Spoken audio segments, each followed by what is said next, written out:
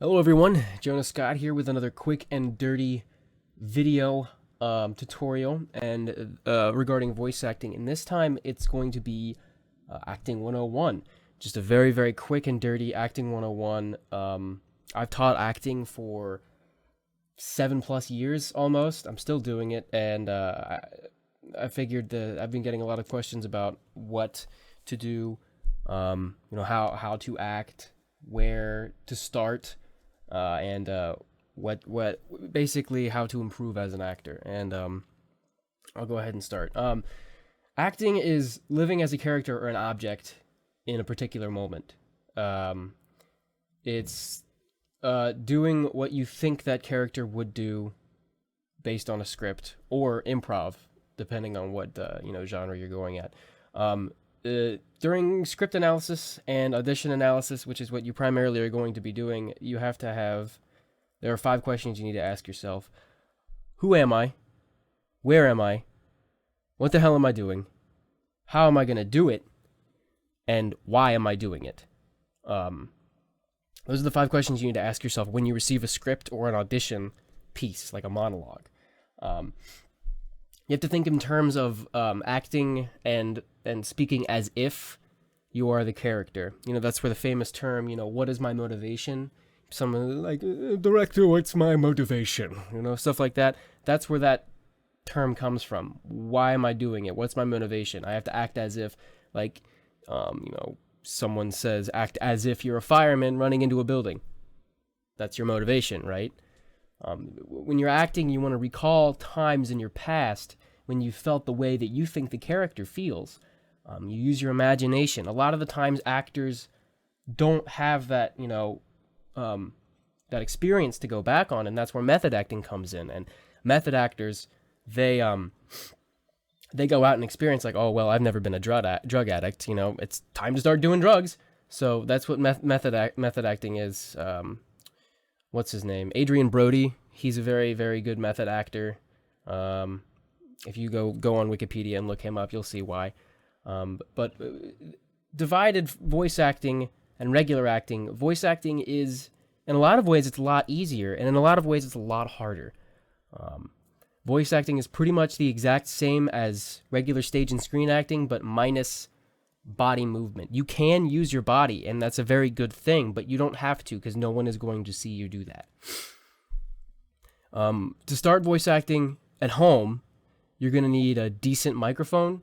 I don't know, like $70, $80 microphone, a USB microphone, no integrated microphone on the top of your laptop or inside your iPad. None of that. We can't have that, because no one will hide. The second they hear that bad quality, it's gone. It doesn't matter if you're Troy Baker. It doesn't matter if you're Tom Cruise. You're dead in the water right there. You're going to need a computer. You're going to need some kind of DAW, which is a digital audio workstation, 3 letters, DAW. And you're going to need some kind of knowledge of how that works. Audacity is a great free DAW. It's very powerful if you know how to use it. There's a lot of math involved, but it's not... I suck at math and I can do it, so... You may need, noise treatment. This is what I have because I'm in a dorm room and the reverb is all over the place. You don't want to record in a bathroom. You need a good location. You might want to record inside of a closet. That's a good place to record. A lot of hanging up of clothes. If you're still getting a lot of reverb, you can go ahead and hang up blankets around your room on the walls. Rugs are great. We have 2 rugs in our dorm room to help with reverberation.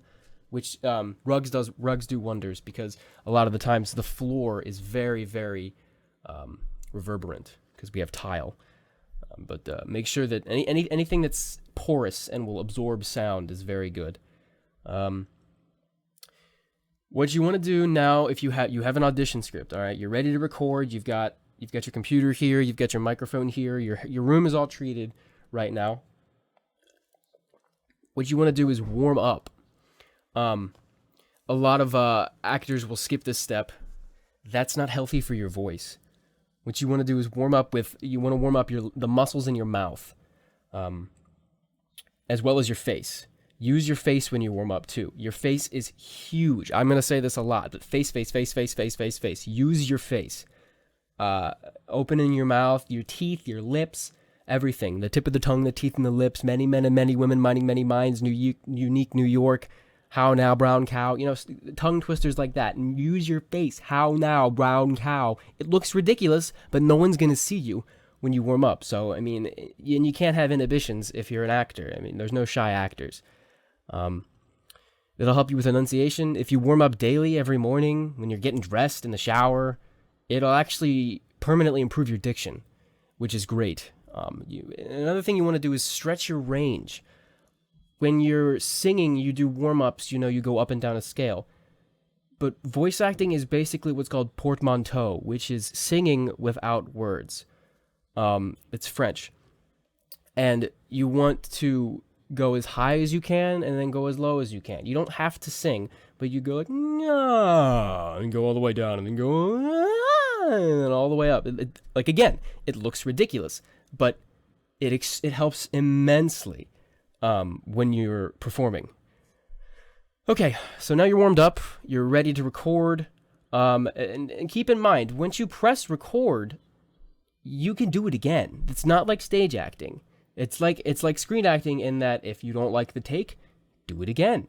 Stage acting, there's no do-overs. If you fuck up, well, you're pretty much dead in the water on stage, but the show must go on, Don't stress. You can do it again. You can edit it, even if you like the take, but you think something's wrong, you can edit it to make sure that it's perfect. No one's watching you. You need to lose your inhibitions. You can't have inhibitions as an actor. If you're shy, you look better when you're acting silly than you do when you're acting shy. If you're acting shy, people will be able to tell in your recordings. Trust me. Use your face. Make expressions when you're recording your audition lines, when you're recording your script lines. When you smile, laugh. When you're mad, scowl. If you're really mad, you can yell. You're allowed to yell. It's acting. No one's gonna be like, what? And if the actor or if the director thinks you're taking it too far, they'll tell you to dial it back. A director is more happy to tell you to dial it back than they are to tell you to keep pushing forward. You'll come to realize that eventually. Also, maintain the 6-inch rule. Don't get too close to the microphone. Don't get too far away from the microphone. Maintain the 6-inch rule, regardless. Unless you're doing some kind of, intimate thing where you need to be all up inside the microphone.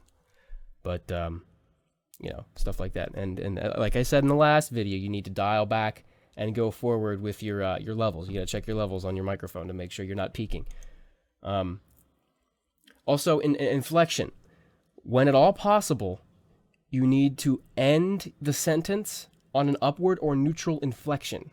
Now, what I mean to say is when you're saying something like, I don't know, she'll never go out with me. Okay, that's a line. And don't say, she'll never go out with me. That doesn't read very well. She'll never go out with me. That reads better. She'll never go out with me. Stay neutral or go up. Unless you're using a very nice microphone like a Newman or something like that, never scroll down. Or you're doing narration or something where they can pick it up, never go down an inflection. Same thing with stage acting. You never want to go down an inflection. Questions are easier because it naturally wants to go up. When you're doing a question, you're like, what time is it? And actually, you naturally want to go up. You never say oh, what time is it? It's kind of silly. But remember, voice acting is not about tricking people into thinking that it's not your voice.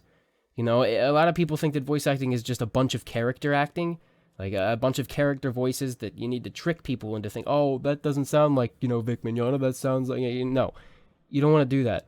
The majority of the time, directors want a variation of your voice because that's what sounds the most natural. I mean, their character acting does have its place in voice acting, yes. I mean, shonen anime and Vegeta, that's definitely not his natural voice, and Nappa, that's definitely not his natural voice. But if you look at animes like Clannad, a lot of the voices in there are fairly natural. If you look at animes like Attack on Titan, those are all natural voices. In order to improve, you want to record yourself. Find monologues, record yourself doing them. It's free. It's in your house. You just need to record yourself doing monologues. Send them to friends to listen to. Ask for critique. Add music and sound effects to it. Create. That's what it's about. In the long run, this is about feeling and experiencing and having an outlet for your creativity. You just have fun, guys. Like, comment, and subscribe to this for more. I'm gonna call it a day. I love you all. Peace, guys.